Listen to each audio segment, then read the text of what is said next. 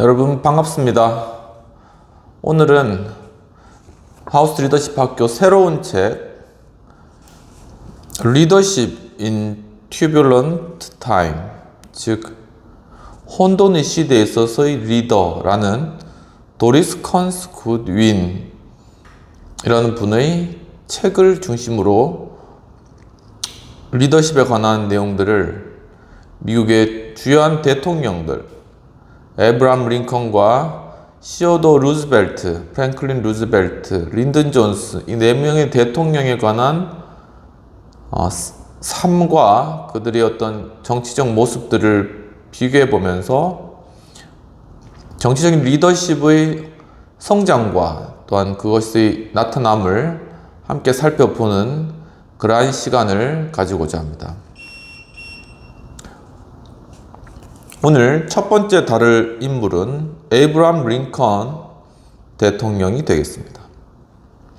제 1부로 야망과 리더십의 자각이라는 그러한 제목으로 도리스 컨스 굿윈 교수님은 에이브라함 링컨에 관한 그러한 내용들을 다루고 있습니다. 1832년 3월 9일 링컨이 일리노이주 주의회 의원 출마 의사를 밝혔을 때는 그는 23세에 불과했다고 합니다. 굉장히 젊은 나이죠. 당시에 미국의 경계지에 위치했던 일리노이주에는 후보를 공식적으로 지명할 만한 어떤 정당도 없었고, 주의원으로 출마하려는 사람은 지역 문제에 대해 자신의 견해를 밝히는 전단에 이름을 올리면 그것으로 충분했다고 합니다. 굉장히 이 출마에 대한 조건 자체가 간단한 그러한 당시의 정치적 상황이 되겠습니다. 링컨의 출마 선언은 누구나 자식기만의 고유한 야망이 있다고 합니다. 저는 동포들에게 진정으로 존경받고 그들의 존경에 부끄럽지 않은 사람이 되고 싶은 야망이 있을 뿐입니다. 제가 그 야망을 어디까지 충족할 수 있을지는 아직 모릅니다. 저는 젊고 많은 사람에게 알려지지 않은 무명입니다. 라고 시작하였다고 합니다. 굉장히 겸손한 그러한 모습으로 사람들에게 연설을 시작했나 보네요. 19세기 야심적인 젊은들에게 정치는 출세를 위해 선택할 만한 어떤 검증된 무대였는데, 링컨의 야망은 그의 근성만큼이나 그를 떠받치는 중심 기둥이었지만 거의 처음부터 양면성을 띠고 있었다라고 이야기를 하는 것입니다. 그의 야망은 그 자신만을 위한 것이 아니었고 그가 이끌기를 바라는 국민을 위한 것이기도 했다라는 것이죠. 자기 자신의 어떤 야망만을 위한 것이 아니라 국민들, 함께하고 있는 공동체인 사람들의 그러한 성장, 발전 이러한 것들도 같이 고려되었다라는 것입니다. 링컨은 국민의 눈에 도드라져 보이기를 바랐는데 공동체의식은 그의 삶을 떠받치던 꿈, 즉 미국 동포에게 지속적으로 존경받을 만한 공적을 남기고 싶은 욕망에서 가장 중요한 것이었고, 링컨은 그런 꿈을 성취하기 위한 기회를 얻으려고 애썼다라는 것입니다. 저는 지극히 가난한 집에서 태어났고 그 후로도 줄곧 가난하게 살았습니다. 저를 추천해 줄 만한 부유한 사람도 없고 유명한 사람도 없습니다. 민중이 저를 선택하지 않더라도 저는 낙심하는데 너무도 익숙한 까닭에 그다지 억울하게 생각하지는 않을 겁니다. 라고 이야기를 하겠습니다. 자기 자신은 정말 가난하고 볼품없기 때문에 사람들이 자기를 호응 안 해주고 시의회 선출 안 해준다 해도 자기는 마음에 전혀 꺼릴 게 없다. 자기가 낙담하지도 않다. 저는 원래 난 그런 사람이다. 굉장히 겸손한 그런 모습을 링컨의 연설이나 대화 속에서 발견할 수 있는 것이죠. 이런 야망이 어디서 온 것일까? 한 친구의 표현에 따르면 그의 야망은 그 자신은 겉으로 보이는 것보다 더 큰 것을 위해 태어났다는 강렬한 확신이었다는 것입니다. 그러니까 스스로의 어떤 자존감이 어디서 생겨났는지 모르지만 나는 큰 일을 위해서 태어났다, 이런 강렬한 확신이 링컨의 마음 가운데도 있었다라는 것입니다.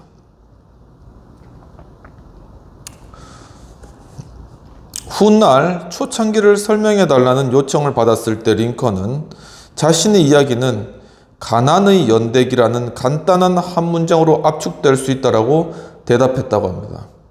그냥 가난에 쪼들려서 가난에 살아갔던 게 자기 초창기 시절이었다는 것입니다. 그의 아버지 토머스는 교육을 전혀 받지 않은 무학자였으며 에이브라임의 회상에 따르면 토마스는 자기 이름을 서투르게 서명할 수 있을 뿐이었다라고 이야기하고 있습니다. 그러니까 링컨의 아버지는 자기 이름 석자만 쓸 정도로 일자 무식의 그러한 아버지였다라는 것이죠. 토머스는 입에 풀칠할 정도의 농지밖에 개간하지 못해 가난을 벗어나지 못하였으며 결국 영세농으로 켄터키, 인디애나, 일리노이에서 이리저리 옮겨 다니는 신세였고, 링컨의 어머니 낸시 행크스의 삶을 개략적으로 추적해보면 그녀를 아는 사람들은 모든 면에서 그녀는 남편보다 뛰어났다라고 한 목소리로 말했답니다. 그러니까 링컨의 아버지보다 어머니가 더 뛰어나고 지적으로나 여러 방면에서 보다 유능한 그러한 사람이었다는 것이죠. 그녀는 뛰어난 기억력과 빠른 이해력을 지녀 예민하고 기민한 영리한 여인으로 묘사되고 있다는 것입니다. 그러니까 링컨의 어머니의 어떤 영향을 좀 많이 받은 것 같습니다. 훗날 링컨도 현재의 내가 소망하는 나는 모두 어머니에게서 비롯된 것이다 라고 그렇게 회상을 하였다고 하네요. 참 남자들 뭐 하는지 잘 모르겠는데 아무튼 링컨에게 있어서는 그 어머니가 거의 대부분의 영향력을 주었다는 것입니다. 하지만 안타깝게도 에이브러햄이 9살 때 낸시 행크스는 우유병, 밀크 시크니스로 알려진 질병으로 사망하였고, 우유병은 독초를 먹은 젖소의 젖을 통해 전파된 그러한 병이었다라는 것이죠. 장례식을 끝낸 뒤 토머스는 어린 아들과 12살이던 딸 세라를 내팽개치고 켄터키주로 돌아가 새 부인을 얻었는데, 그 7개월 동안 두 남매는 링컨이 어떤 표현에 따르면은 황량한 땅에 내버려졌고, 그곳은 밤이면 퓨마의 울음소리가 두렵게 사방을 뒤덮고 곰이 돼지를 잡아먹는 악몽 같은 곳에 남겨져서 아버지는 새장가 들려고 떠났고 그 둘이 남매만 거기 남겨졌었던, 참 이러한 어떻게 보면 황당무계한 그러한 상황 가운데 링컨이 그 어린 시절을 보냈다는 걸 알 수 있겠습니다.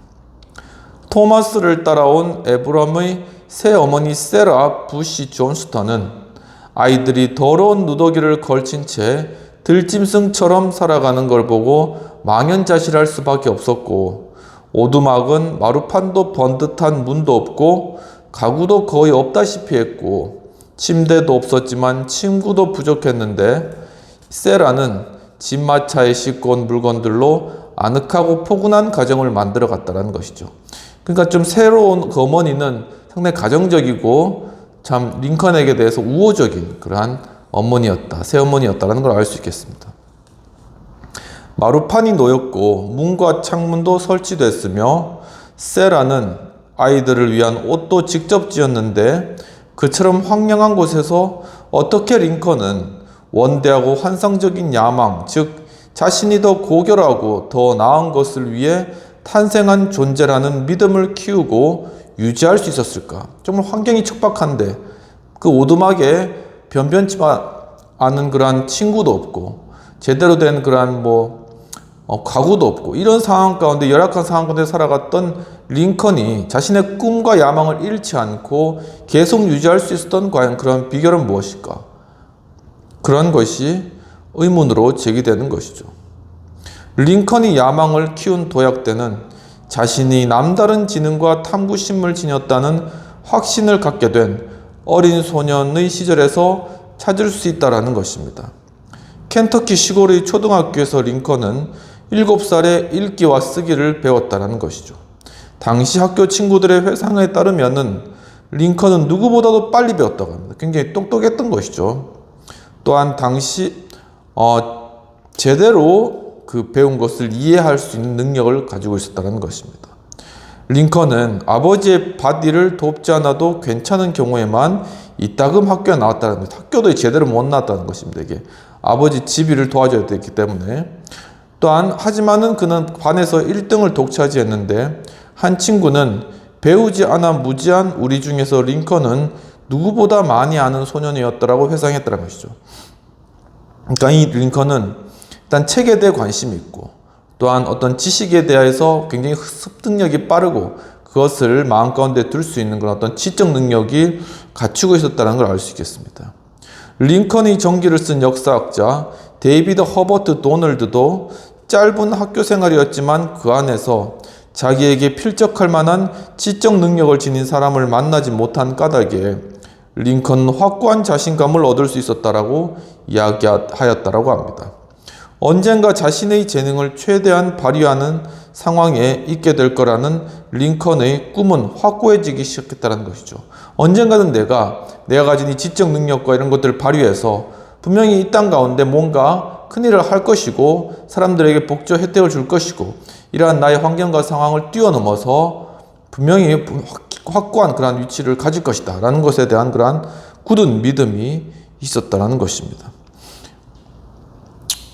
그의 리더십 자질은 타고나는 것인가 키워지는 것인가에 대한 해묵은 논쟁에서 기억력, 정보를 머릿속에 저장하는 능력은 일반적으로 선천적인 자질로 여겨진다는 것이죠. 그러니까 약간 링컨의 어떤 기억력이라든가 지적 능력은 선천적으로 주어진 것 같아요. 그래서 이제 그러한 것들이 또한 여러 어려운 그런 환경에도 불구하고 순간순간 주어진 어떤 학습의 기회를 통하여서 그가 지적 능력을 배우고 능력을 키워 나가서 리더십을 가진 그런 사람으로 성장하게 된 것이죠.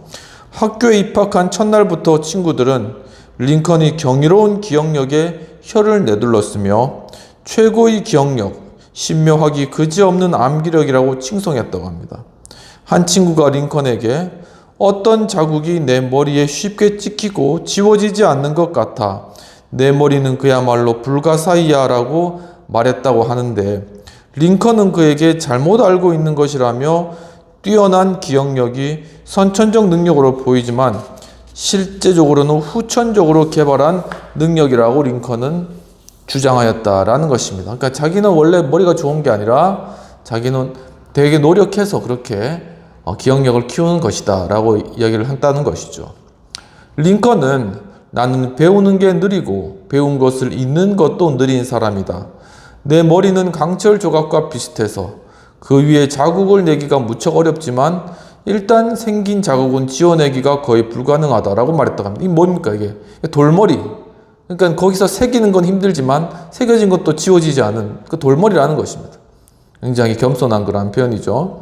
링컨이 모든 것을 기억에 새기는 고된 과정을 지켜본 그의 새어머니도 에이브러함은 마음에 와닿는 구절을 보면 종이가 없는 경우에는 종이를 구할 때까지 판자에 그 구절을 써두고 또한 외우고 또 외웠다라고 회상하고 있었다라는 것입니다. 링컨은 그런 구절을 쓴 종이들로 스크랩북을 만들어서 그것을 보관했다라는 것이죠. 어린 링컨은 단순하게 외우는 능력은 출중하지 않았지만 추론력과 이해력은 남달랐으며 또 호기심이 굉장하다는 것입니다. 그러니까 이것저것에 관심이 많은 거예요. 그래서 이것도 알고 싶고 저것도 해보고 싶고 이런 의욕이 일단 링컨에게 막 불타올랐다는 것이죠. 어린 시절에. 그래서 듣고 읽은 것이나 새롭게 배운 것의 의미를 끝까지 알아내려는 욕심은 억누르기 힘들 정도였는데 훗날 링컨은 어렸을 때 누군가 나에게 이해하지 못할 거라는 식으로 말하면 화를 내곤 했다. 지금까지 살면서 다른 이유로 화를 낸 기억은 없다라고 회고하였다는 것입니다. 그러니까 다른 것보다 자기가 어떤 걸 이해하지 못할 거야. 바보처럼 이렇게 이야기하는 것에 대해서 제일 화가 났다.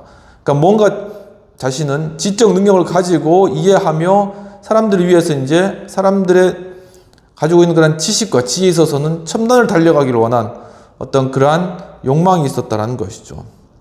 링컨은 아이디어 사냥을 시작하면 적절한 아이디어를 떠올릴 때까지 잠자리에 들지 않고 아이디어를 떠올린 후에는 북쪽으로 묻고 남쪽으로 묻고 다시 동쪽으로 점검하고 서쪽으로 점검할 때까지 편히 쉬지 못했다. 한 가지 사실을 알면 그것을 탐구하고 끝까지 알아내고자 하는 그런, 그리고 그걸 다각적으로 그것을 바라보고 분석하고자 하는 그런 능력들이 링컨에게 굉장히 많이 있었다라는 것을 알 수 있겠습니다. 어렸을 때부터 에이브라함 링컨은 어떤 분야에서든 성공에 반드시 필요한 자질, 즉 자신의 모든 능력을 완전히 개발해야 되겠다라는 의욕과 의지를 드러냈다라는 것입니다. 그러니까 어렸을 때부터 바로 이렇게 자신의 능력을 최대한 하겠다. 그것을 최대한 100% 그걸 끌어내겠다라는 그런 모습이 보여졌다라는 것입니다. 그의 친구 너세니얼 그릭스비는 링컨의 야망은 우리를 훨씬 능가했다. 우리가 노는 동안에도 링컨은 책을 읽고 또 읽었다라고 회상하고 있었던 것이죠.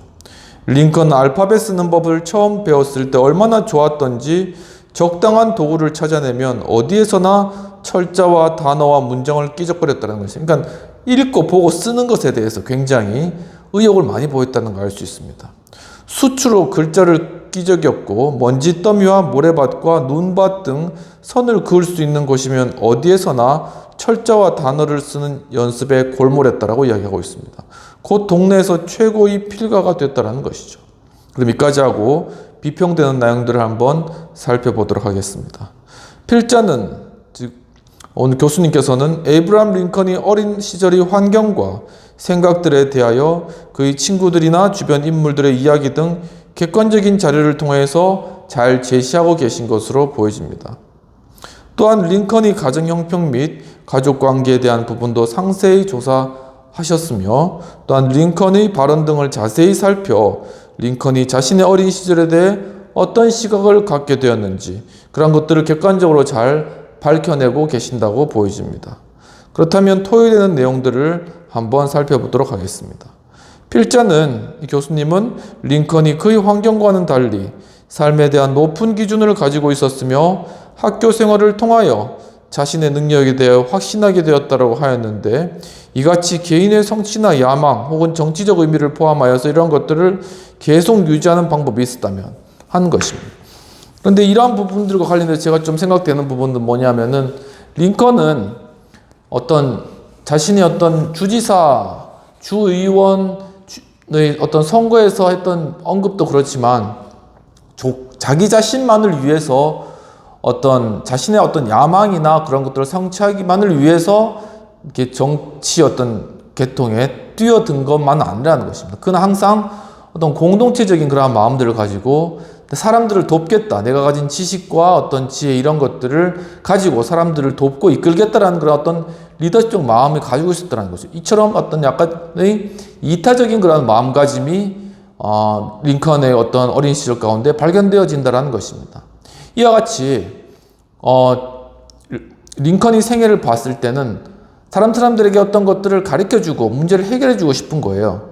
그렇다면은 그것을 해결하기 위해서 자신이 그것을 분석하고 그것을 연구하는 이러한 자세들을 길렀을 거고 이제 그것들이 조금 하다 보니까는 또 글자를 쓰고 그것을 익힐 수 있는 능력이 있으니까 그걸 더욱더 극대화시킨 것이죠. 그러면서 자신의 능력에 대해서 확신하고 그 능력을 어떻게 발휘할까 하는 부분들에 집중하게 된 것입니다.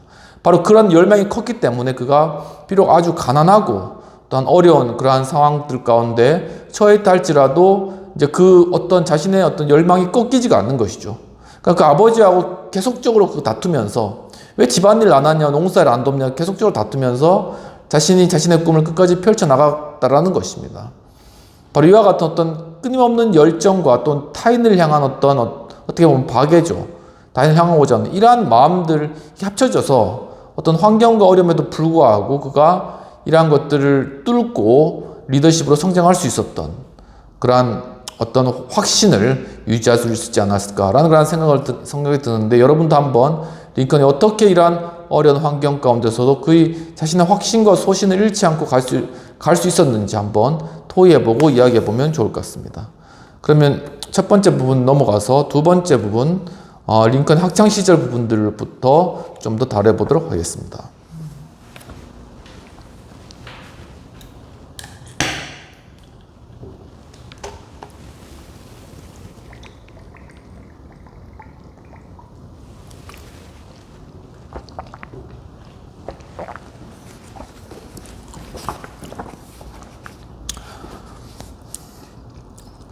에이브라함 링컨은 기회가 닿을 때마다 자신의 지식을 친구들에게 나누어 주었던 그러한 사람이었다라고 이야기하고 있습니다.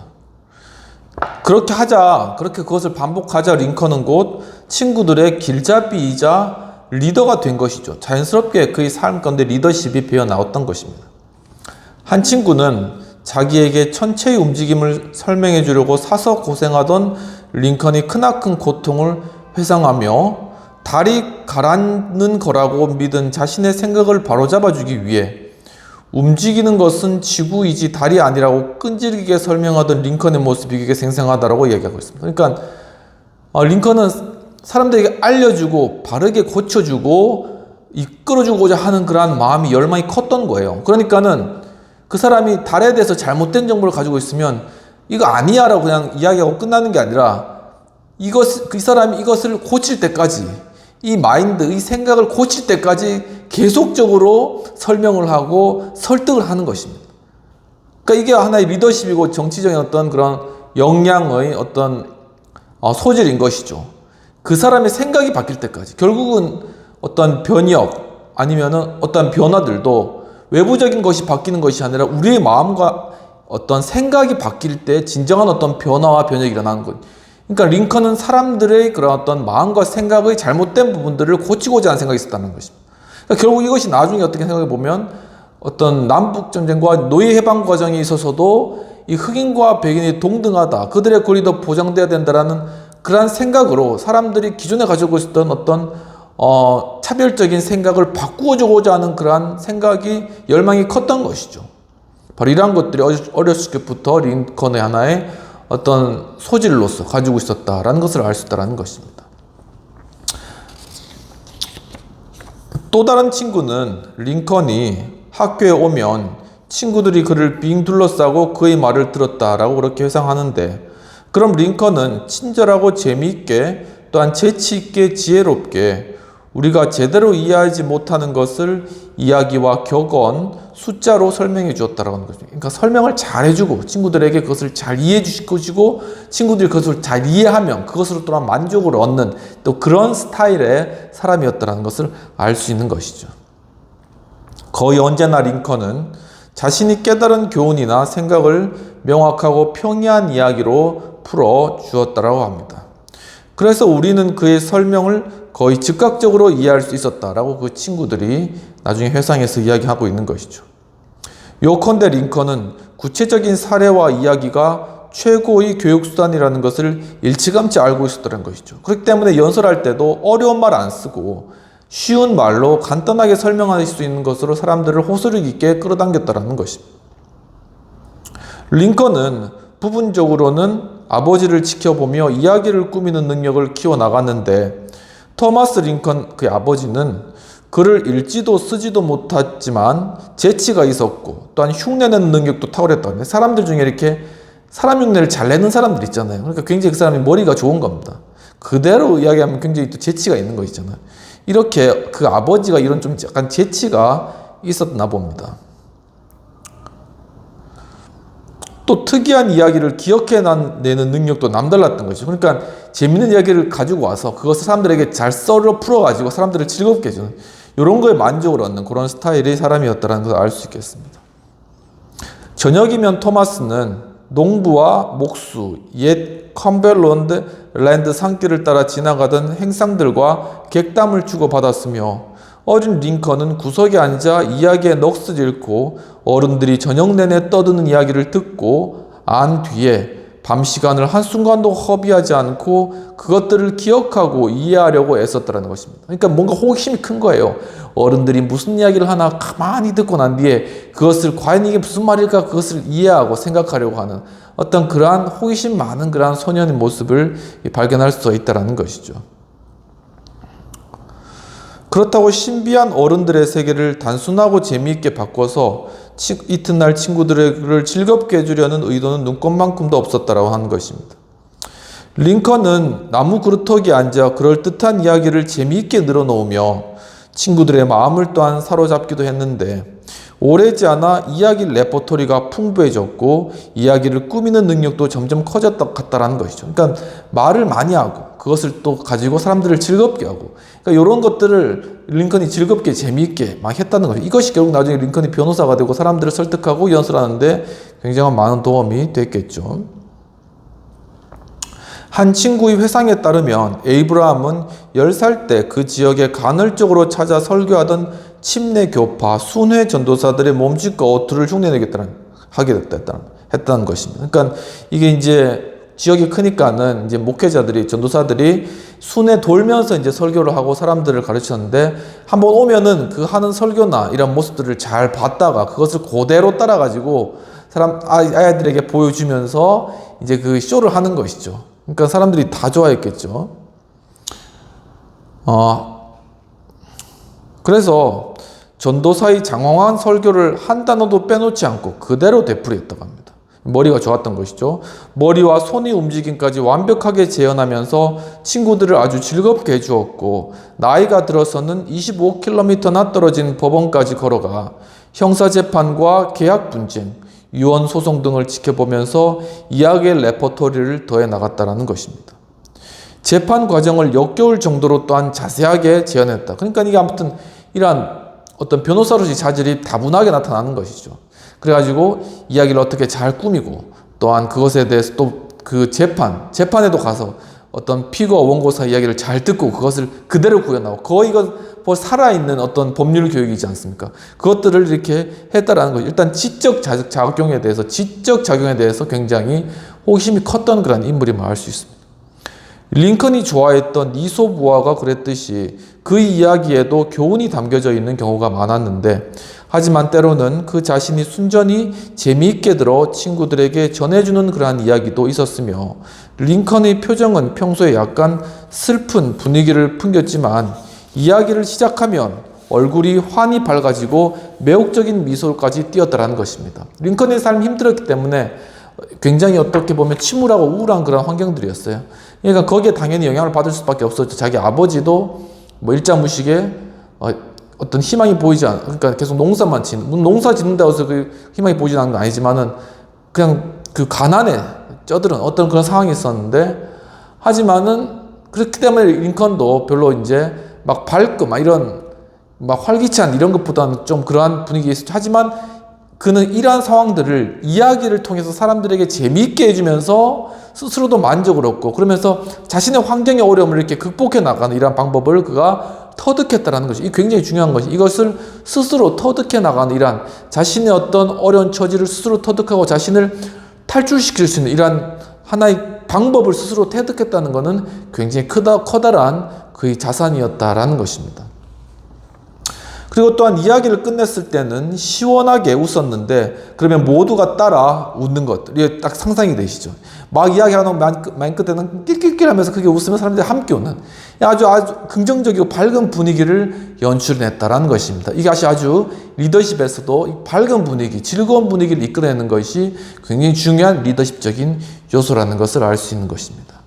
링컨이 천부적인 유머 감각을 남을 즐겁게 해준 데만 사용한 것은 아니었는데 때로는 멋들어진 풍자로 누군가를 조롱하는 데도 쓰기도 했다는 것이죠. 그러니까 링컨이 나중에 이 다른 사람 험담하는 거에 이게 굉장히 능숙했어요. 그러니까는 나중에 또 어떤 다른 정치가나 다른 사람들을 험담하고 막 까는 이런 일을 많이 이야기했는데 그러니까 상대방에서 도저히 듣다 못하니까는 결투를 신청한 겁니다.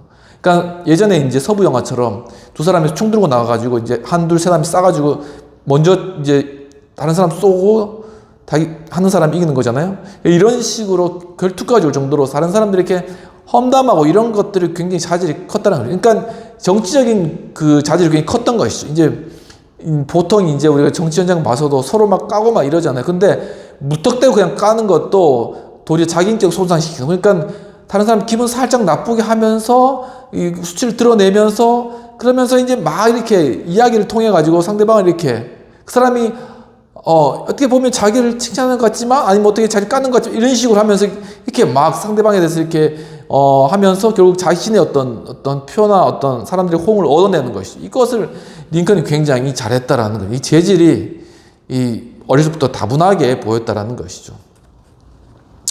한 번은 친구 조사이어 크로퍼스가 링컨에게 파슨 윈슨의 조지 워싱턴의 생애 라이프 오브 워싱턴을 빌려줬다. 이 책을 빌려줬는데 엄청난 폭우로 책이 훼손되고 말았다고 합니다.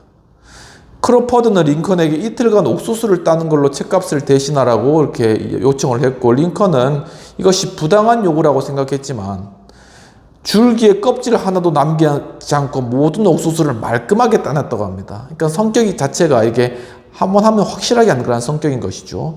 그리고 나중에 크로퍼드의 유난히 크고 못생긴 코를 풍자하는 코나파를 부는 조사이어라는 시를 써서 그걸 웃음거리를 만들었다는 거예요. 일단 그가 요청한 건 깨끗하게 다 해주고 그 다음에는 그거에 대해서 자기가 어떻게 보면은 이렇게 그러니까 어떻게 보면 골탕을 먹이는 거죠. 그러니까 막 아주 해학적인 그런 놀리는 시를 써가지고 그걸 웃음거리로 만든 이런 식으로 이렇게 아주 하는 그러한 굉장히 어떻게 보면 머리가 좋은 장난기가 있다고 볼 수도 있고 아무튼 이런 스타일이었다는 것입니다. 그래서 링컨은 친구들을 즐겁게 해준 어떤 주역이었지만 옳다고 생각하는 것은 또한 포기하지 않고 친구들의 반박을 무릅쓰며 다른 의견을 거침없이 제기하는 방고리가 됐다는 것입니다. 그냥 받아두는 스타일이 아니라 아닌 거는 또 아닌 거예요. 그러니까 어떻게 어떤 논쟁을 통해서 아무튼 끝까지 이기려고 하는 그런 모습도 있었다는 거예요. 이게 결국 어떻게 보면은 지적인 어떤 열망이 컸던 것입니다. 그러니까 내가 옳다는 것에 대해서 끝까지 그걸 해명하고 주장해서 그 부분에 대해서는 진실로 받아들여질 수 있도록 그렇게 이제 끌고 나가는 그런 어떤 강한 디자이어, 마음 가운데 그런 것이 존재했다라는 것이죠. 그런데 친구의 한 기억에 따르면은 동네 꼬마들이 거북 등 위에 뜨거운 수출을 올려놓고 거북이가 괴로워하며 꿈지럭거리는 것을 지켜보는 걸 좋아했는데 링컨은 이것이 잘못된 짓이라고 지적을 하면서 그들을 나무랐고 또한 동물 학대를 반대하는 수필까지 썼다고 합니다. 그러니까 어떤 그런 정의에 대한 저스티스에 대한 어떤 그런 어떤 생각이나 그것을 실현하고자 하는 의지도 컸다라는 것이죠. 링컨은 경계지의 풍습을 따라야 할 필요가 없다고 생각했는데 경계지에는 아이들도 생존과 재미를 위해 새와 짐승을 쏘아 죽이는 법을 배워야 하는 냉혹한 문화가 있었다고 합니다. 근데 링컨도 8살이었고 아버지의 소총으로 야생 칠면조를 죽이긴 했지만 그 후로는 사냥감을 향해 방아쇠를 당긴 적은 없었다고 하네요. 이런 사고방식이 도덕적인 마음가짐에서만 비롯된 것은 아니었는데 어린 링컨에게는 상당한 어떤 공감 능력도 역시 가지고 있었다라고 이야기하고 있습니다.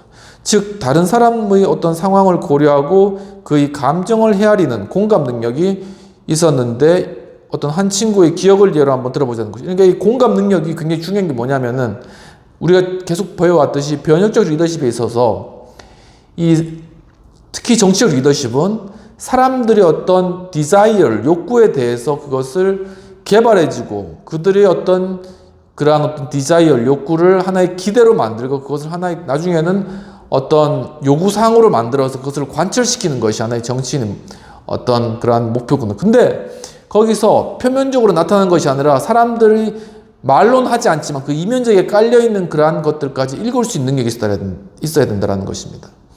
그런데 바로 그러한 측면에 있어서 필요한 것이 공감 능력이거든요. 사람들이 그 사람 입장에서 사람들 입장에서 무엇이 필요한가 이것을 공감해 줄 수 있는 능력이 있어야지 그 사람들의 욕구가 무엇인지를 알고 그것을 끌어내어서 하나의 요구사항으로 만들고 그것을 관철시키는 것, 리더십적 행위를 할 수 있거든요.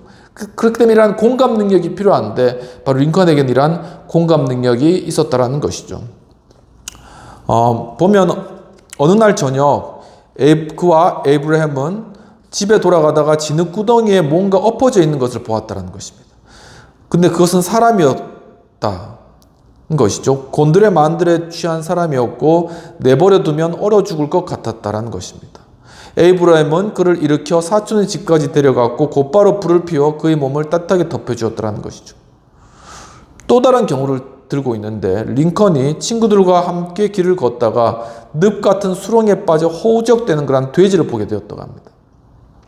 그들은 돼지를 지나 한 800m쯤 걸어갔는데 그런데 링컨이 갑자기 걸음을 멈추고는 되돌아가서 돼지를 구해줘야 되겠다고 하면서 우긴 경우 있었다는 것입니다.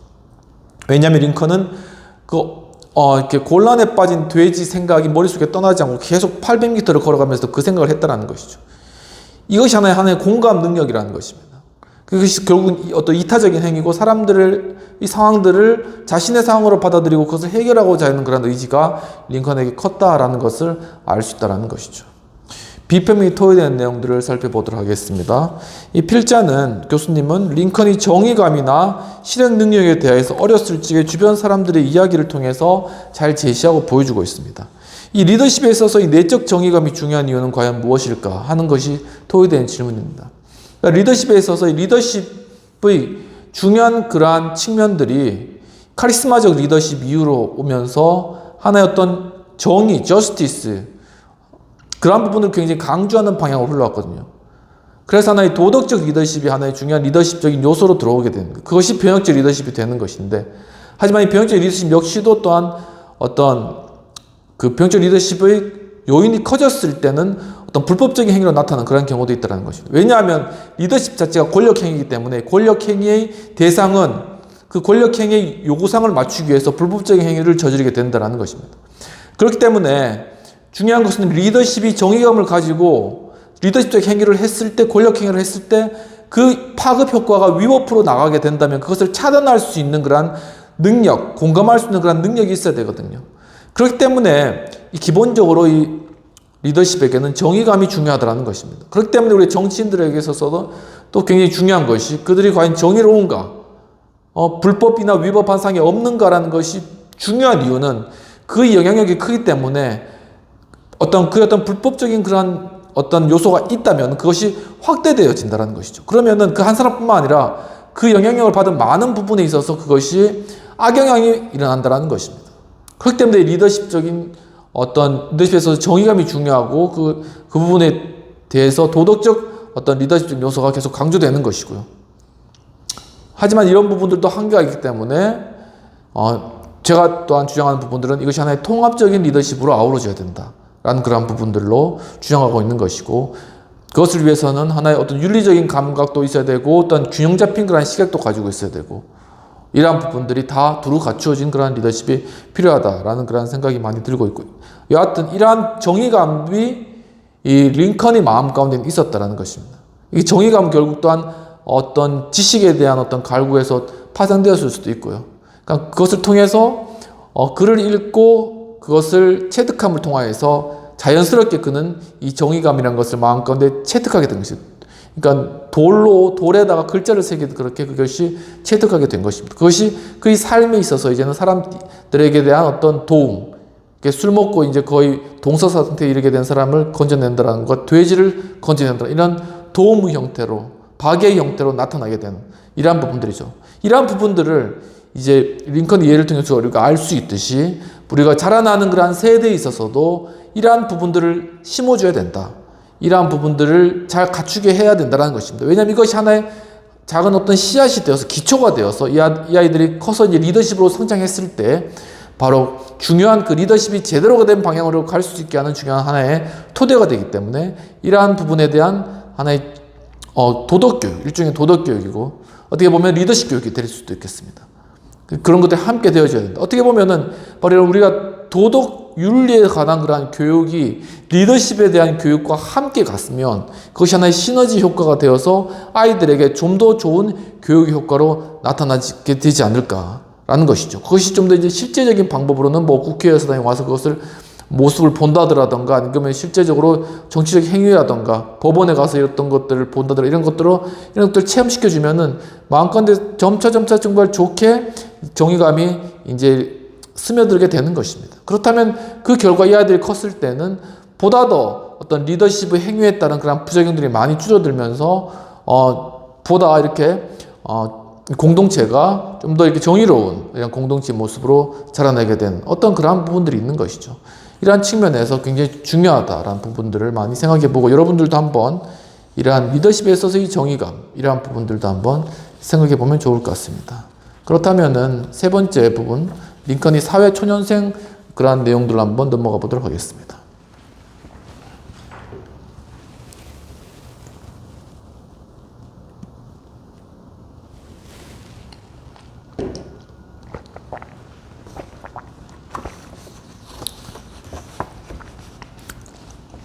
에이브라함 링컨이 어렸을 때 쪽에는 링컨은 키도 크고 힘도 세었다고 합니다. 동네 아이들보다 건장해서 달리기와 높이뛰기, 레슬링과 짐들기 있어서는 필적할 만한 또래가 없었다라고 그렇게 이야기하고 있습니다. 또한 한 친구가 회고했듯이 어렸을 때도 링컨은 어른 셋이서 땀을 뻘뻘 흘리고 옮길 짐을 들 수 있었다는 것이죠. 굉장히 체력이 굉장히 일단은 좋았다는 걸 알 수 있습니다. 링컨은 강인한 체력은 물론 건강까지 타고났는데 친척들은 에브라함이 병을 앓은 적이 없었다고 회고하는 것이죠. 그러니까 그만큼 어떻게 보면 아버지가 농사를 지으면서 어려운 환경에 있었지만 반면에 그 아주 건강하고 강건한 그런 모습이었다는 걸 알 수 있겠습니다. 그러나 에브라함의 타고난 체력은 어떤 양날의 칼이었는데 8살부터 21살까지 링컨은 아버지를 도와서 밭에서 일을 해야 됐다는 것이죠. 그리고 도끼를 휘두르며 나무를 패고 그루터기를 파내고 울타리를 세워야 했는데, 그러니까 이런 것들을 계속 그 어떤 체력이 좋았기 때문에 이런 것들을 계속 일해야 되는, 공부 안 하고 아버지가 그 일을 시켰다는 것입니다. 아버지는 남자는 뼈와 근육만 있으면 충분하며 학교에 보내는 시간은 낭비라고 생각했다는 것입니다. 옛날에 우리나라 사람들은 많이 그렇게 생각했다는 것입니다. 그래서 대부분의 농촌 지역에서 학교는 교습비를 지불해야 하는 어떤 사립학교가 전부였기 때문에 많은 아이가 밭으로 내몰리는 그런 상황이었다는 것이죠. 링컨 역시 9살이나 10살 이후 더는 학교 교육을 받지 못했다라는 것입니다. 에브라함 링컨은 독학을 할 수밖에 없었는데, 근데 이렇게 학교 교육을 받지 못한 상황에서도 어떻게든 지식에 대한 탐구와 열정이 컸기 때문에 책을 구해서 계속 읽고 그것을 이해하고자 하는 노력들을 계속적으로 시도했다는 것이죠. 직접 책을 구해 무엇을 공부할지 스스로 결정하고 이제 주도적으로 공부를 해야 됐다는 것이죠. 그러니까 요즘 많이 나오는 게 자기주도적 학습. 그러니까 누가 막 시켜서 수동적으로 공부하는 것이 아니라 스스로 계획을 세우고 연구해 나가고 그것을 공부해 나가는 이런 것들이 굉장히 최근의 이슈로 자리 잡고 있는 것입니다. 링컨은 무언가가 찾아오기를 기다리지 않고 적극적으로 찾아 나섰는데 읽을 거리도 예외는 아니었다는 것이죠. 그래서 친척들과 이웃들의 어떤 회고에 따르면은 링컨은 주변 지역을 샅샅이 뒤지고 다니며 책을 빌렸다고 합니다. 어떻게든 책이 있으면 그것을 가져와서 읽었다는 거죠. 책에 대한 어떤 애착이 굉장히 컸다는 것입니다. 손에 쥐어지는 글을 닥치는 대로 읽었다고 합니다. 무슨 글만 있으면 그것을 읽고 그것을 연구했다는 것이죠. 굉장한 그런 열정인 것이죠. 책은 그의 곁을 떠나지 않는 변함없는 동반자였는데 매일 힘들게 일하면서도 잠시라도 쉬는 시간이 생기면 예컨대 밭을 갈다가 말을 쉬게 해야 될 때, 뭐 이럴 때 철로 역정이나 이솝우화를 한두 페이지씩 읽었다고 하는 것입니다. 그러니까 많이 읽지 못하더라도 잠깐 이렇게 말을 쉴 때 중간중간에 짬이잖아요. 그때 철로 역정이나 이솝우 이런 책들을 한두 페이지라도 계속 읽었다. 계속 정보 습득을 계속해 나갔다는 것입니다. 어떤 리더는 글쓰기를 통해 배우고 어떤 리더는 독서를 통해 배우는데 한편 경청을 통해 배운 리더도 있으며 링컨은 사람들 앞에서 소리내어 책 읽는 것을 좋아했다고 합니다. 훗날 그 이유를 링컨은 소리내어 책을 읽으면 그 뜻을 두 개의 감각으로 파악하게 된다고 설명하는 것이죠. 눈으로 보고 귀로 듣는 것들. 또 어렸을 때부터 그는 시와 연극의 음악성과 운율을 받아들일 수 있는 감수성도 있었다고 이야기하고 있습니다. 링컨은 긴 식구와 구절을 외워서 암송하게 됐고 빌린 책은 그 내용을 완전히 자기의 것으로 만든 뒤에야 돌려주었다고 합니다. 미국의 역사와 문학을 공부할 즈음에는 이미 자신의 능력을 잘 알고 있었던 까닭에 가족과 이웃의 수준을 뛰어넘어 살아가는 방법을 상상하기 시작한 거죠.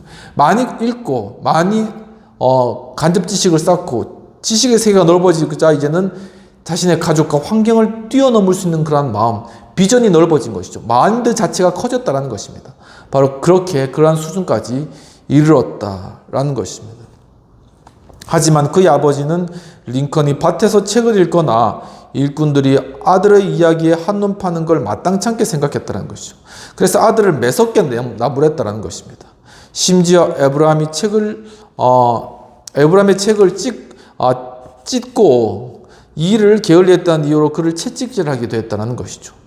토머스에게 에브라함의 독서 습관은 태만, 즉 직무유기와 다를 바가 없었는데 토머스는 아들이 공부를 계속하려는 자기 기만에 빠졌다고 그렇게 생각하고 한 친구에게 그만두게 하려고 온갖 짓을 다 해보았지만 녀석의 머릿속에 틀어박힌 어리석은 생각을 빼낼 수 없군을 이렇게 이야기했다고 합니다.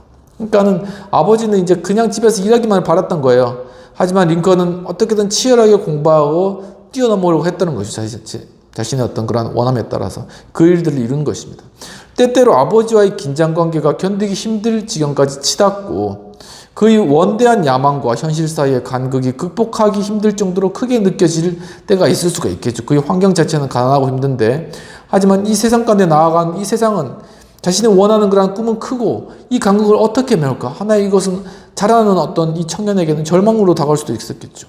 그때 링컨은 깊은 슬픔에 잠겼는데 시간이 지날수록 링컨의 사색적이고 침울한 기질이 더욱더 뚜렷이 드러났다는 것이죠. 이 간극을 어떤 문제가 있는 것이죠. 저걸 뛰어넘을 수 있을까? 바로 거기에서 어떻게 보면 우울감 넣을 수 있고 침울한 그러한 생각도 들 수가 있고 그렇다는 것입니다. 그의 법률에서 파트너였던 윌리엄 헌더는 그가 산책할 때는 음울한 기분이 풍겼다고 말했고 그 밖에도 많은 사람들이 비슷하게 증언했는데 예컨대 링컨의 친구 헨리 클레이 휘트니는 링컨의 성격을 한마디로 모호하면서도 깊은 음울함이라고 규정했다고 합니다. 그러니까 링컨이 어렸을 때 그 환경이 그에게 큰 지대한 영향을 미친 거예요. 그러니까 링컨이 자신의 환경을 뛰어넘어서 대통령이 되었지만 자신이 변호사가 되었지만은 하지만 그의 어렸을 적에 받았던 그런 어떤 분위기라든가 느낌 자체는 그를 계속 감싸고 있었다는 것이죠. 그것이 사람들에게 그가 성공했더라도 사람들에게는 보여진다는 거죠. 어릴 적에 그것이. 그러니까 어릴 적에 형성되었던 그런 것이 거기서 벗어나기가 그만큼 어렵다라는 것입니다. 하지만 그런 것들 그 의지적으로 또한 책을 읽고 아버지와 또한 다투면서 그 가운데 긴장 관계 가운데서 일들을 이루어냈다는 것이죠. 그러니까 그것을 이루어내면서 얼마나 힘들었겠습니까? 막 그러한 것이 그의 삶의 어떤 그의 표정의 그의 어떤 분위기에서 그것이 드러나는 것이죠. 침울함이 링컨의 본성이었다면 삶에서 재미있고 긍정적인 면을 인식하고 의지와 기운을 북돋아 주었던 유머 감각도 어떤 그의 본성 중에 하나였는데 친구들에 따르면 이야기를 꾸미는 능력과 유머 감각은 생존을 위해서나 슬픔을 날려버리기 위해서 그에게 반드시 필요한 것이었다. 그러니까 유머는 그에게 있어서는 하나의 탈출구였다는 것입니다. 이 분위기를 그냥 가면은 침울하게 그냥 빠지지 않아요. 그래서 머무르지 않고 유머를 통해서 사람들에게 이야기를 해주는 것을 통해서 적극적으로 나가는 행위를 통해서 자신의 이러한 분위기를 깨고 나아가는 이러한 지도들을 했다는 것입니다. 이것이 꼭 우리 젊은이들에게 사람들에게 필요하다라는 것이죠. 특히나 지금 이제 취업률도 굉장히 낮고 경제적인 여러 어려운 상황들과 여러 여건들이 있는 상황 가운데서 사실 막 기쁘게 즐겁게 이렇게 할 수 있는 그런 상황 자체가 많이 되지 않은 것이죠. 하지만 이러한 분위기 그냥 여기에 편승하거나 거기에 그냥 매몰되지 않고 그것을 어떻게든 새롭게 바꾸고 분위기를 변화시키려고 하는 계속적인 시도, 그것을 바꾸려는 시도는 꼭 필요하다는 것입니다. 링컨은 바로 그러한 시도들을 계속해낸 그러한 스타일이었고 결국은 분위기를 바꿔내고 긍정적인 분위기로 이끌어가는 데까지 이른 것이죠. 아버지와의 끝없는 대립은 어린 링컨의 야망을 꺾기는커녕 오히려 더욱더 키워주었는데 링컨은 아버지의 바람에 끈질기게 저항하며 부정적인 감정을 억누르고 의지력을 발휘하며 또한 느리더라도 해마다 하나의 과제를 완전히 익히며 자신의 장점과 능력에 대한 믿음을 키워갔다는 것입니다. 그러니까 여기서 하나의 저항이 나오는 거예요. 그러니까는 잘못된 것에 대해서 그냥 권위에 대해서 그냥 거기에 매몰되거나 충하는 것이라 자신의 생각이 옳다면 그것을 저항함으로써 피력하고 그 다음에 그것을 나아가는 능력, 이러한 것이 그에게 어떻게 보면 끈기고 인내고 어떤 그의 의지인 것이죠. 그것이 강했기 때문에 결국 남북전쟁에서 결국 흑인 노예 해방에 관해서도 끝까지 그것을 밀고 나가고 그것을 그것에 대해서 기존의 어떤 체계에 대해서 저항하고 나아갔던 어떤 말 그대로 변혁의 어떤 그런 리더십의 모습이었다는 것입니다. 그의 사촌 소피 행크스가 말했듯이 링컨은 스스로 언젠가 중요한 인물이 될 것이라고 스스로 굳게 믿었다는 것입니다. 믿음이 있었다는 것이죠. 한 리더십 전문가가 대안적 미래, 얼터너티브 퓨처리라 칭한 것을 서서히 만들어 갔는데 실제로 링컨은 한 이웃에게 나는 땅을 파고 벌레를 잡고 옥수수 껍질을 벗기고 울타리를 세우는 짓이나 하며 살고 싶지는 않다. 공부하며 만반의 준비를 할 것이다. 언젠가 기회는 반드시 올 테니까라고 말했다는 이와 같이 의지가 강했다는 것이죠. 그러니까 이러한 의지가 있어야 된다는 것입니다. 이 리더십에게는 특히 환경을 바꾸고 그것을 변화시키려고 하는 그러한 마음들, 하나의 방향성이죠. 이런 것이 있어야지 그가 결국 리더가 되었을 때 그에게 닥친 많은 그러한 여러 변동된 혼란된 그러한 상황들과 여러 여건들을 바꾸어내고 거기에 질서를 부여하고 그것을 끌고 나갈 수 있는 그러한 힘이 그에게 있다라는 것입니다. 마침내 21세가 되었을 때 링컨은 기회가 찾아왔는데 21세 즉 성년으로 인정받는 연령이 되었다는 것은 아버지의 집에서 거의 노예로 지내던 운명을 떨쳐낼 수 있게 되었다는 그런 뜻인 것이죠. 그래서 한 친구가 회상하듯이 링컨은 자신의 운명이 아버지의 운명과 뒤얽혀 있는 한 더 이상 미래를 기대할 수 없다고 생각하며 넓은 세계로 나아가려고 무진 노력했다는 것입니다. 그러니까 자신의 어떤 운명, 자신이란 처지에 그냥 빠져있고 매몰되어 있는 것이 아니라 이것을 벗어나고자 그는 최선의 노력을 기울였다는 것이죠. 링컨은 몇몇 하찮은 물건을 보자기에 싸서 어깨에 짊어지고 서쪽을 향했는데 거의 150km 이상을 걸은 뒤에야 매사추세츠주 뉴세일럼에 도착했다고 합니다. 그곳에서 그에게 일자리를 약속한 어떤 잡화점이 있었는데 뉴세일럼은 상고몬 강을 따라 생겨난 지 얼마 안 된 작은 도시였지만 북적댔고 곡물가루와 온갖 잡동사니를 미국의 많은 지역으로 공급하는 하나의 재분소가 거기에 있었다고 합니다. 전체 정착민 수는 수백 명에 이르렀고 통나무집 15채와 선술집 하나가 있었고 대장간과 잡화점도 각각 한 곳에 있었고 교사와 전도사도 한 명씩 있었다는 것입니다. 그러니까 순회 전도자가 아니라 거기는 좀 큰 도시니까 전도사가 거기 한 명 파송되어 있었다는 것이죠. 뉴세일럼 주민들에게 키가 훌쩍한 젊은 이방인은 이상하게 보였다는 것이죠. 어디서 저 키 큰 울그락불락 생긴 사람이 왔지? 이렇게 이제 생각하는 것이죠. 그다지 매력적인 인상은 주지 못했으며 하기야 얼빠지고 촌스럽게 보이는 데다가 피부는 어릴 때부터 반일을 해서 상하고 거무치치겠으니까 당연히 그렇게 볼 따름인 것이죠. 링컨은 귀가 유달리 컸고 광대뼈는 높았으며 머리카락은 검은 깃털처럼 뻣뻣했는데 게다가 옷차림도 우스꽝스럽기 그지없었다라는 것입니다. 팔이 코트 소매 밖으로 길게 튀어나왔고 바지도 무척 짧아 훨씬 작은 사람에게나 맞을 듯했다. 그리고 양말이 훤히 드러날 정도였다라고 그렇게 거기서 묘사하는 그런 장면이 나타납니다. 첫인상이 이랬던 그는 8개월 만에 어떻게 주민들의 마음을 사로잡았기에 그들로부터 주의회에 출마하는 그런 권유를 받았을까라는 질문을 제출하는 것이죠. 그가 거기에 썸네일러의 그 지역이 뉴세일럼에 온 지 8개월 만에 사람들한테 주의회 의원으로 나가봐 이런 제안을 받았다는 그만큼 그가 교섭력이 있고 의지력이 있고 사람들의 호응력이 있는 그런 잠재력을 가지고 있다는 걸 알 수 있는 것입니다. 그의 외모와는 달리 그래서 그들로부터 이런 권유를 받았는데 한 주민 설명에 따르면 답은 링컨이 사교성이 있었다. 이 사교성이 리더십에 있어서 굉장히 중요했다. 사람들과 친해지고 잘 사귀어지는 사교성이 리더십에 있어서 중요한 요소다라는 것을 알 수 있는 것이죠. 달리 말하면 링컨은 열린 자세로 무엇이든지 하겠다는 적극성 그리고 친절하고 정직한 성품이 있었다는 것이죠. 그는 굉장히 적극적이었고 매사에 적극적이었고 또한 굉장히 정직했다는 것, 사람들에게. 그러면은 그 결과는 신뢰를 이끌어내는 것이죠. 이 신뢰가 리더십에서 중요한 그러한 요소잖아요. 그러니까 신뢰를 이끌어내기 때문에 사람들이 이제는 그를 믿게 된다는 것입니다. 이와 같이 정치인에게 첫 번째 요소라고도 말할 수 있는 것이 바로 이 신뢰, 사람들에 대한 신뢰를 계속 유지해 나가는 것, 신뢰를 꺼버리지 않는 것, 신뢰를 더 쌓아가는 것, 이 부분이 먼저 기초적으로 잘 되어 있어야 된다는 것인데, 그렇다면 도덕적으로 깨끗해야 되고 바로 흠이 없어야 되는 이러한 부분들인 것이죠. 바로 이러한 부분이 조금이라도 그런 것들이 있으면은 바로 이 토대 자체가 흔들리기 때문에 안 된다는 것입니다. 링컨은 여행객이 진흙탕에 빠진 진마차를 빼내는 것을 도왔고, 혼자 힘겹게 사는 미망인들을 위해 자진해서 뗄나무를 또한 패었고, 링컨은 도움이 필요한 사람을 언제나 자발적으로 도왔다는 것입니다.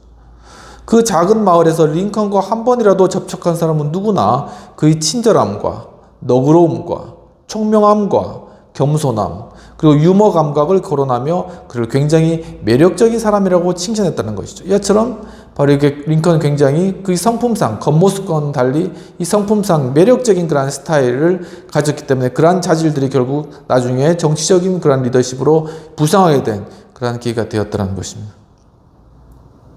암살 뒤에 생겨난 그에 대한 신화 같은 이야기보다 수많은 사람의 이러한 증언은 뉴세일럼에서 그가 어떻게 행동했는지를 진실되게 보여주는 듯하다는 것입니다. 뉴세일럼의 잡화점에서 점원으로 일하면서 링컨은 훗날 정치적 이력을 구축하는 데 필요한 이상적인 기반을 닦았다라는 것이죠. 그 잡화점은 경계지의 고유한 역할을 거의 완벽하게 해냈는데, 식료품과 철물, 의류와 모자 등을 판매했는데 그치지 않고 지식과 사교의 중심지라는 역할까지 떠맡았다는 거죠. 그가 거의 잡화점에서 일하게 된 게 굉장히 중요한 하나의 통로가 되었더라고요. 왜냐하면 그 잡화점이 하나의 사교의 중심지였기 때문에 거기서 그는 많은 사람들과 만나고 사람들에게 알려지고, 그것을 통해서 그는 하나의, 어떻게 보면 하나의 force, 사람들로부터 힘을 얻은 것이죠. 굉장히 이것이 하나의 중요한 계기가 되었다는 것입니다. 한마디로 마을 사람들이 모여서 신문들을 읽고 지역 운동대회를 논의하는 곳이었는데, 정치가 흥미롭고 보편적인 관심사였던 시대였기 때문에 정치에 대한 토론도 끊이지 않았다는 것이죠. 결국 바로 이러한 공간, 하나의 정치적인 리더십을 길러내는 이러한 공간이 필요하다는 것입니다. 바로 우리가 전에 하우스 카페를 했던 그런 이유들도 이런 것이 하나의 생각 놀이터로서 하나의 정치적 토론이 이루어지고 쟁점이 이루어지면서 이 가운데 바로 이러한 분위기 가운데 새로운 어떤 정치적인 싹들을 틔워내는 어떤 그러한 목적이 있었던 것이잖아요. 그러니까 이렇게 서로 함께 논의하고 토의할 수 있는 잡화점, 링컨이 자라났던, 링컨이 중요한 정치적 기반을 시작했던 잡화점과 같은 그러한 하나의 그러한 공간, 이러한 부분들이 링컨에게는 주어졌다라는 것이고, 또 우리에게 비춰볼 이러한 공간들을 마련해 줄 때 거기에서 새로운 그러한 그 정치의 입문자들, 그리고 정치에 어떤 관심이 높아지고 그 가운데 새로운 분위기도 형성될 수가 있고요. 이러한 부분들이 이루어진다는 것이, 이러한 것들이 필요하다라는 것입니다. 그래서 곡물과 가루를 빻으려면 거의 80km나 떨어진 제부성까지 운반해왔던 농부들에게 이 잡화점은 긴장을 풀고 이런저런 소문과 의견을 주고받을 수 있는 만남의 장소, 우리로 하면 주막과 같은 그런 것이죠. 주막.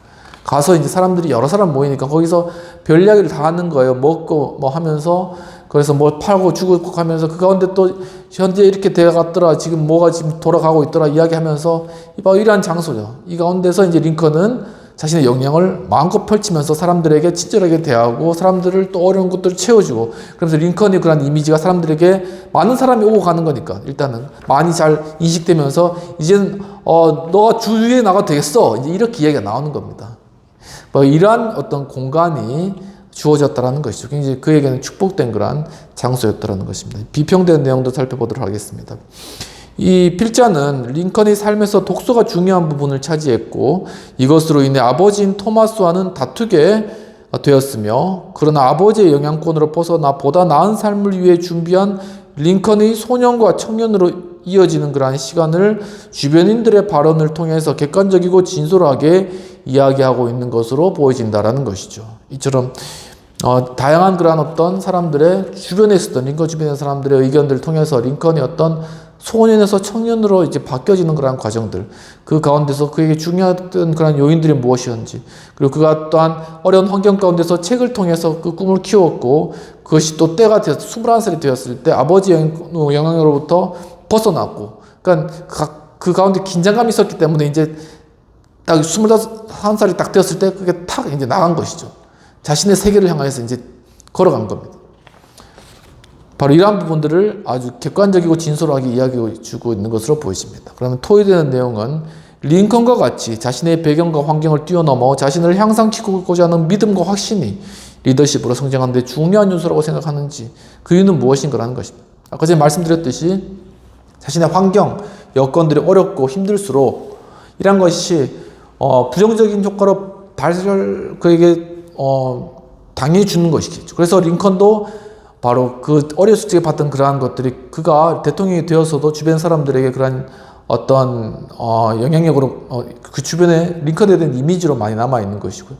하지만 그것을 그냥 링컨은 받아들이고 그냥 거기에 그냥 머무는 것이 아니라 그것을 바꾸고 사람들에게 웃음을 줌으로 또한 이야기를 통해서 또한 공부를 통해서 새로운 세계로 나아감으로써 이것을 계속 떨치고 이렇게 일어나고자 했던 그런 시도들을 많이 했고 바로 이러한 것이 리더십에서 중요한 자질이라는 것입니다. 결국 그가 이러한 어려운 환경들을 떨쳐냈던 경험이 있었기 때문에 그가 대통령이 되었을 때 굉장히 어려운 이런 남북전쟁이라는 상황들을 잘 이끌어내고 그 굉장히 혼란스러운 상황들을 정리해 나갈 수 있는 그리고 그 가운데 어떤 정의를 세우고 하지만 사람들을 다독이면서 공감해 주면서 이런 것들을 마무리해서 이 나뉘어질 뻔했던 이런 미국을 하나로 뭉치는 미국을 세우는 이런 역할들을 감당하는 위대한 리더로 세워졌다는 것이죠. 그러니까 이러한 부분들이 리더십에 있어서 굉장히 중요하다. 그러한 자신에 대한 어떤 믿음과 확신, 그것을 떼서 밀고 나가는 그러한 능력, 그리고 그것을 통해서 꿈을 펼쳐간 이러한 어려운 환경들이 도리어 그에게는 많은 도움이 되었다. 그리고 앞으로 그가 대통령이 되어서 일들이 있는데 중요한 어떤 자질이 되었다라는 것입니다. 바로 이처럼 정말 우리의 삶 역시도 일들을 통해서 비록 우리의 어떤 환경이나 아니면 여건들이나 뭐 경제적인 부분들도 있을 수도 있고 여러 가지가 많이 있을 수 있겠죠. 하지만 그런 것들이 우리 어떻게 보면은 약간 이렇게 침울하게 만들고 또한 이렇게 약간 이렇게 좀 이렇게 음울하게 여기 책에서 표현하기로는 음울하게 할 수도 있습니다. 하지만 이러한 것들 그냥 거기에 머무른 것이 아니라 이것을 한번 깨치고 계속적으로 이렇게 변화해 나가기 위해서 계속 책을 읽고 또 새로운 것을 알아가고 자신만의 어떤 스타일을 이것을 깨쳐 나갈 수 있고 그것을 내 생각과 확신에 따라서 밀고 나갈 수 있는 자신만의 어떤 방법들을 길러내는 것이죠. 자신만의 길을 발견해 나가는 것입니다. 바로 그것을 갔을 때 바로 자신의 어떤 한계를 뛰어넘어서 새로운 세계로 새로운 어떤 비전으로 나아갈 수 있는 것이죠. 우리 선배들이 그랬고 우리 부모님들이 그랬고 이 대한민국의 나라가 그랬고요. 대한민국의 나라가 바로 그러한 과정들을 떨치고 일어나면서 지금의 많은 부흥들을 했고 또한 지금 이 책과 같이 혼돈과 위기의 시대 가운데서도 바로 이러한 하나의 정신이 우리에게 필요한 것이 아닌가라는 그런 생각을 해보게 됩니다. 오늘도 이 장시간 또 새로운 혼돈의 시대의 리더 Leadership in the Turbulence Times, Time of the Turbulence 이러한 책으로 또 새롭게 이렇게 함께 공부하게 되었는데 함께 참여해 주신 여러분 감사드리고 또한 이 책을 통해서 좀 더 이렇게 링컨 그 뒤에 넘어가서는 프랭클린 루즈벨트, 시어더 루즈벨트, 린든 존슨 이런 대통령들의 삶을 이 교수님이 굉장히 잘 다루고 하버드에서도 이제 강의하시고 이렇게 한 것처럼 이런 부분들을 또 함께 공부해보는 그런 시간 앞으로 계속 가지도록 하겠습니다. 오늘도 함께 해주셔서 감사합니다. 또 건강하시고 지금 또 아직까지 좀 더운데 건강 잘 유의하시고 또 가을 9월인데 풍성한 시간들 또 보내시길 바랍니다. 감사합니다.